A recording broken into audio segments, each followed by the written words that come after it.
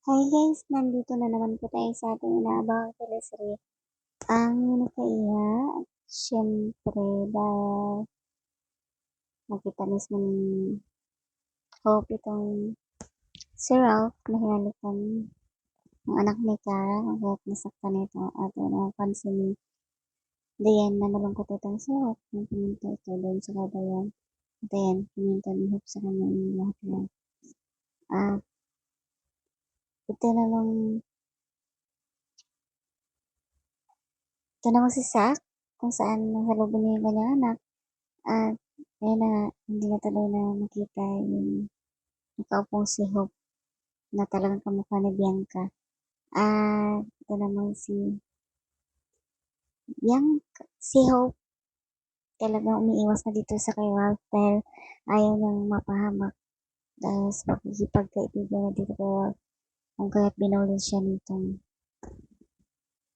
anak ni Zack at ni Kara na turing sa kay Hope ay isang karibal. So, syempre, hindi pa naman girlfriend ni Ralph itong si Hope. Pero, ayun, sinabi ni Ralph na wala silang magagawa.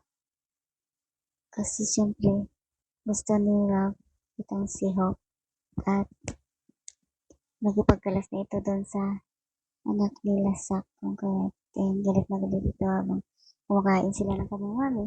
May kwento na dito sa kanyang mami ang pangyari. At nandun naman yung tiyuhin niyang traidor na si Lucas na kung saan hinahanap na pa rin yung human clone na walang iba kundi si Hope. At ayan, tinanong niya dito sa kanyang pamangkin gusto niya nagustuhan yung lalaki at ayan pinakita nito sa kanya. At na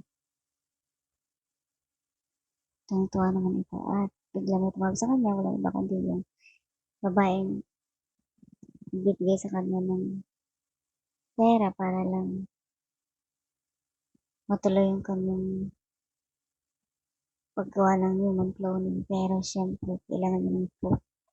At ayun na nga nakita niyo itong si Hope doon sa picture kung saan sinabi niya na talagang ayun na nga si Bianca. Ito naman sa nanay ni Hope, dumating bigla yung kanyang asawa at nagulat ito nung narinig niya mismo na wala na daw si Hope sa kanilang bahay. Kung kaya't nagpalusutan mo ito, sinama niya yung kanyang asawa doon sa resort kung saan nagtrabaho doon si Hope at nakita nila mismo itong si Diane na boss ni Hope kung kaya't ngayon pinakilala natin ni Hope sa kanya yung kanyang tatay-tatayan. Pero bago yun, sinabi ni Hope sa kanya na mas close siya sa kanyang tatay kasi yun yung talagang na ramdaman niya yung pagmamahal at naamin niya din kay Diana. Ampon lang talaga siya at hindi siya tunay na anak ng kanyang nanay at tatay. Ang karoon ng dating yung dalawa bilang nagpatid si Diane sa kanyang room para makapag-usap ang mag-ama at yan na nga sinabi ng kanyang tatay na bago ito bumalik gusto niyang mag-celebrate sila. Ayan. At abangan guys dahil makikita ni Lucas itong si Hope at kung ano yung gagawin niya dito. At ito naman si Kara. Ano pa rin yung ugali, walang pagbabago.